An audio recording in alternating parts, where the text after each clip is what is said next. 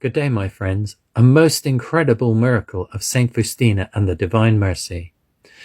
A young priest is walking through the hospital hallway. He's visiting parishioners, and he sees a nun, and the nun says, "Could you go into this room? There's a man in there. He doesn't want to speak to priests. He's ejected many, but he needs to because he is dying." The young priest goes in, and the old man erupts and throws him out. The nun is still there in the hallway. She says, "Please, please, he's dying. Try again." So the young priest goes in, and he says to the man, "Look, I'm not going to ask to hear your confession. I'm not going to offer you Holy Communion, but could I just sit and pray for you?" The old man says, "Oh, do whatever you want." So the young priest sits down and starts to pray the Divine Mercy Chaplet. "For the sake of his sorrowful passion, have mercy on us and on the whole world." The man shouts, "Stop! What is the matter?" said the priest. "There is no mercy for me," says the man.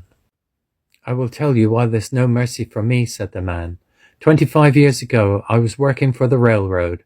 My job was to lower the crossing guard arm when a train would come to prevent cars from going onto the tracks. But one night I was drunk. I did not lower the crossing guard arm, and a young family were killed, the parents and 3 children. They came onto the tracks and were hit and killed instantly. And that was my fault, so there is no mercy for me. It is all over. The priest sat there for a moment, fiddling with his rosary, and then he said, "Where did this take place?" And the man told him of the Polish town. The priest looks up and says, 25 years ago, my mum and dad were taking my little siblings on a trip. I could not go with them. They were killed on that crossing guard. And I tell you now, that God forgives you, and so do I."